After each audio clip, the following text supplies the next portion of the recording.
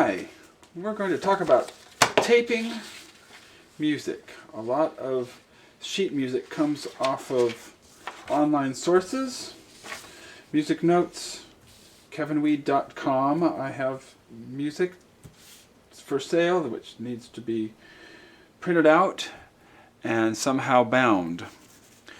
We'll talk about a number of different things. To tape music, simply make sure you have page 1 on the left and page 2 on the right, because they're going to fold together this way. Most well typeset music takes page turns into account. Use a nice heavy one-hand use tape dispenser. Put these together nice and square. I've got the tape ready to go.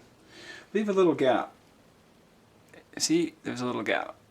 There's no gap there. Now there's a gap. Oh, that's too big. 1 millimeter or less. Just get the top set correctly. The next piece of tape, you can use your left hand if you're right-handed that way, and it's done.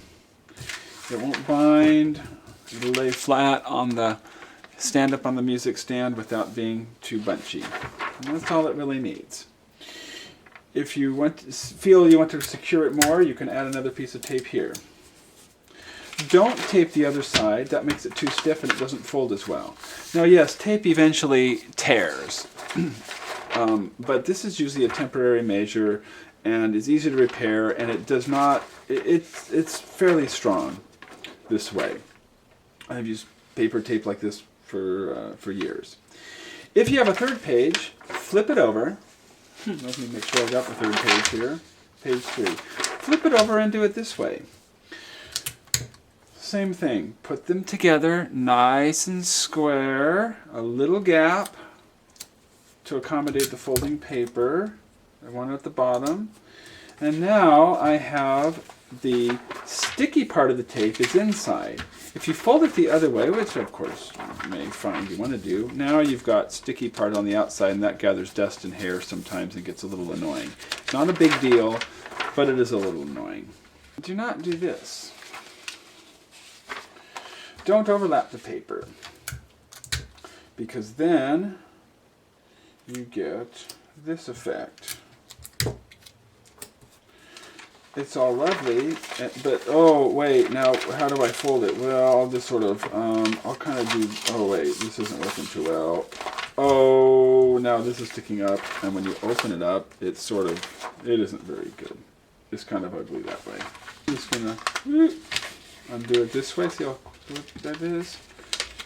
Let's see if I can demonstrate this other effect. If I put these pieces of paper, see, here's a way you can correct it. Put these right smack next to each other, and don't leave a little gap. This is a subtle effect, but it's a little, I'll have to do this. Now when I fold it, it still binds. It binds here, and you've got to kind of smash the paper underneath it, and it is just easier. It grabs a little bit there.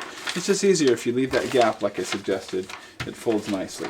This stands up nicely on the paper, on the music stand. You can put 4 pieces of paper on a music stand. Sometimes you can scooch 5 over, but that's up to the accompanist. Now, if you're a singer preparing music for a pianist, you may want to let him handle it. Just ask him if you want to tape it or if you want him to do it. If you want a 3-hole punch, put it in a binder this way. This is kind of a large binder. Now it kind of hangs up here. It would be better to leave this open, then it can lay flat. Now these are little issues. This isn't a big deal, but some of those little issues can add up. Now as I lay it in here, it'll just open up and lay flat. Right? We have this. It opens all the way instead of hanging up here and sort of, that could be a problem. Here's another thing I do. If I know, as a pianist, if I know that I want to lay pages 1 and 2 open, I will carefully tear these pages like this. And now it holds it in. And I've got my piece here. All together. I'm ready to open it up, and it comes right out on the piano keyboard, and I've got 3 pages, 4 if I want to open it up, or I have a whole bunch of pages, maybe I can pull the last one out if I need to. There's something else. Sometimes the paper is not supposed to be torn, and especially if all of it gets torn in the middle, and you want to repair a torn piece of paper, ooh, that was too big. Make a very little piece of tape, and just lay it across the little tear. If you do it right, then you don't have any tape hanging up there in the hole and being sticky and sticking to things. You don't want extra tape sticking to things. Okay? And here's another way to repair a hole. Is to cover the whole, can I see? I'm not even showing you that. Cover the whole hole up on both sides, and then put it back through the 3-hole punch.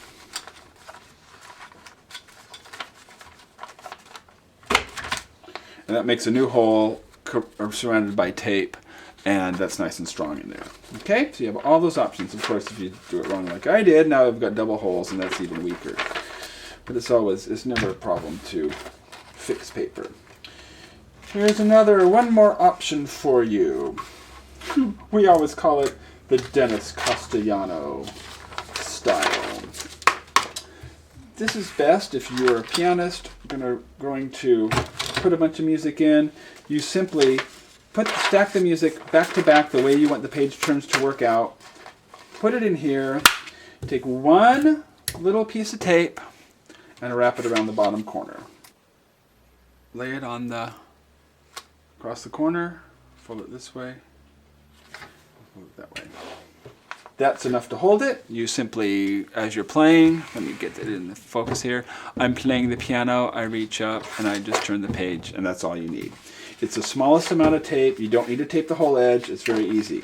Now, if you have a page turner, you've got a more complicated piece and someone's sitting turning pages for you, they might grab this and say, wow, something's wrong, and they get all confused. And so that's not so good.